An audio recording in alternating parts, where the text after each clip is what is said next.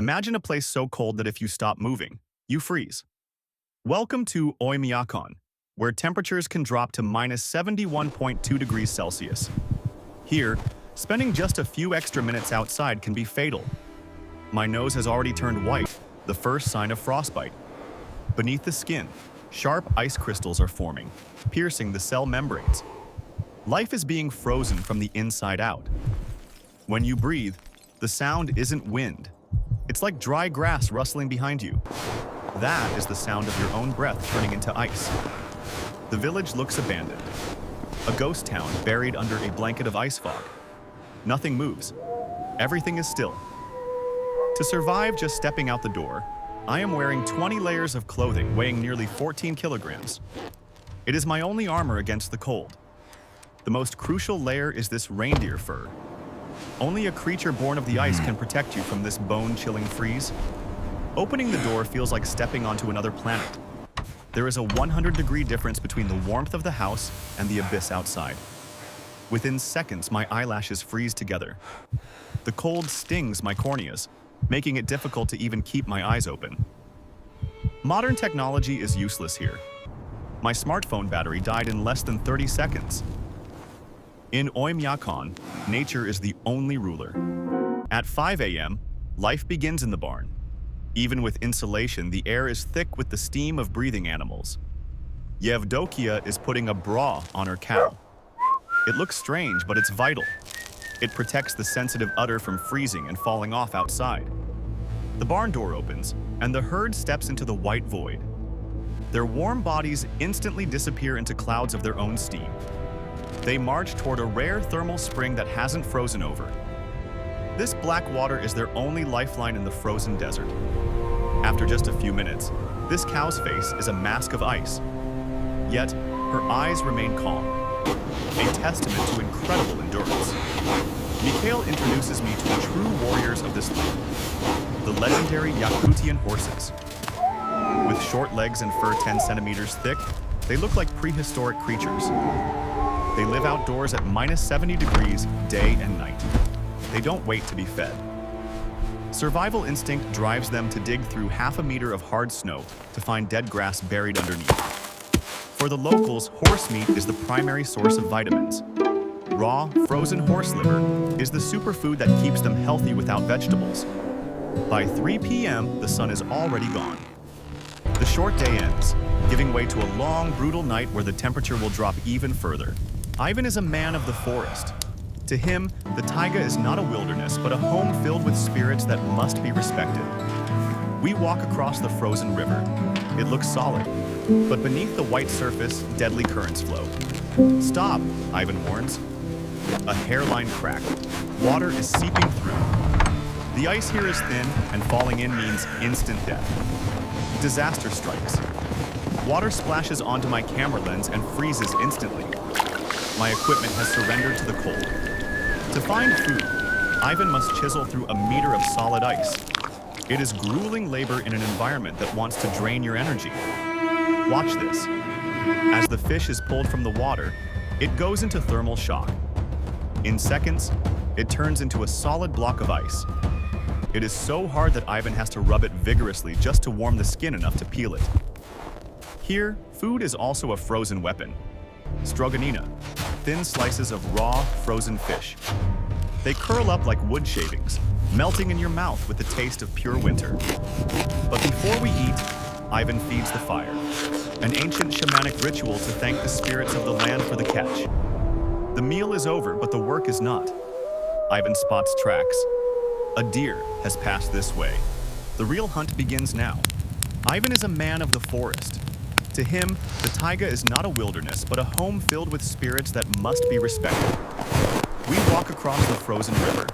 It looks solid, but beneath the white surface, deadly currents flow. Stop, Ivan warns. A hairline crack. Water is seeping through. The ice here is thin, and falling in means instant death. Disaster strikes. Water splashes onto my camera lens and freezes instantly. My equipment has surrendered to the cold. To find food, Ivan must chisel through a meter of solid ice. It is grueling labor in an environment that wants to drain your energy. Watch this. As the fish is pulled from the water, it goes into thermal shock. In seconds, it turns into a solid block of ice. It is so hard that Ivan has to rub it vigorously just to warm the skin enough to peel it.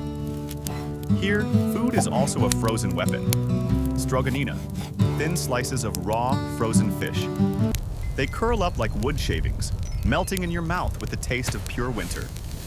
But before we eat, Ivan feeds the fire, an ancient shamanic ritual to thank the spirits of the land for the catch. The meal is over, but the work is not. Ivan spots tracks. A deer has passed this way. The real hunt begins now. Ivan sets the trap with bare hands to maintain dexterity. Touching the freezing metal wire is like touching burning coal. He erases his footprints with a dog's tail. The hunter must become a ghost, leaving no trace on the pristine snow. We return hours later. The hare is dead. Not from the wire, but from the cold. It is frozen stiff, like a statue. Ivan taps the hare against his hand. It sounds like wood striking wood. Nature here shows no mercy. And this is a catch from yesterday. A massive timber wolf.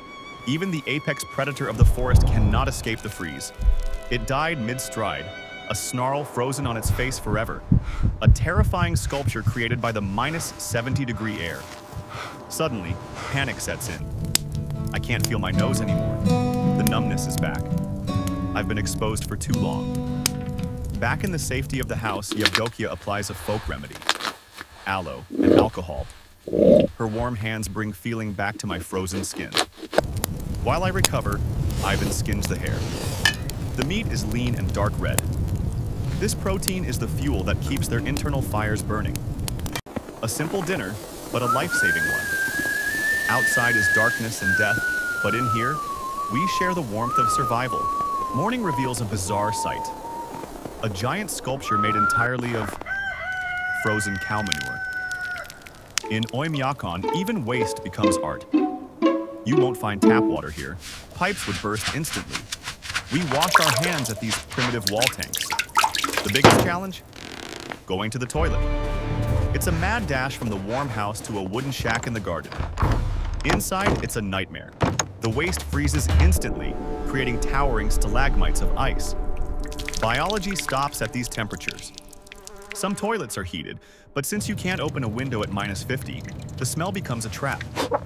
It's a choice between freezing or suffocating. So where does drinking water come from? Nikolai takes me to the river. He is harvesting the ice. Look at this block.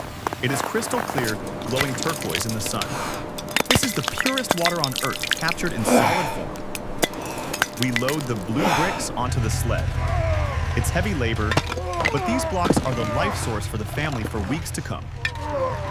The sled rattles behind the snowmobile as we head home. A harvest of ice in a golden sunset. A beautiful, harsh routine.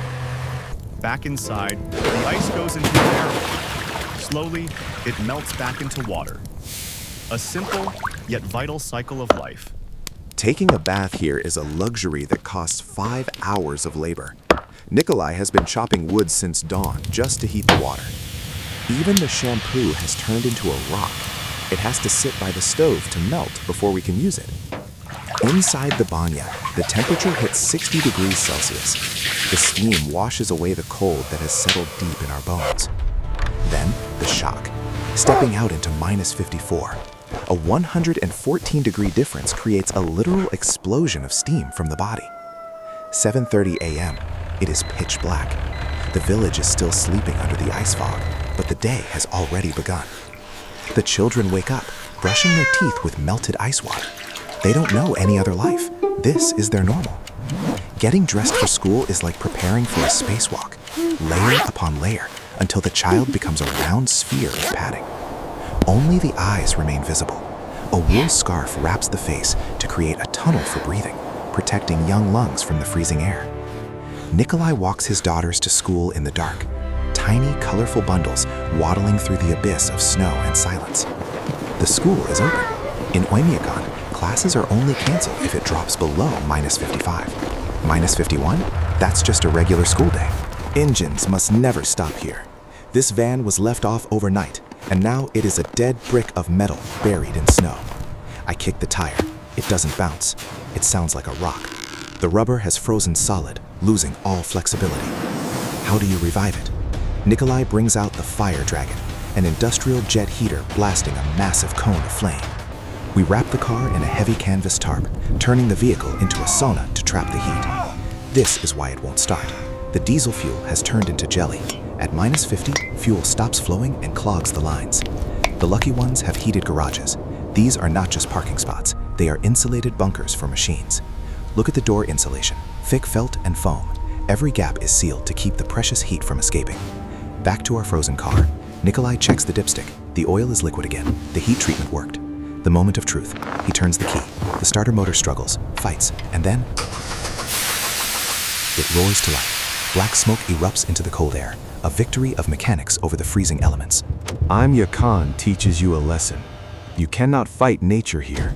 You must surrender to it. Stand with the wind, not against it. The shaman tree stands covered in ribbons.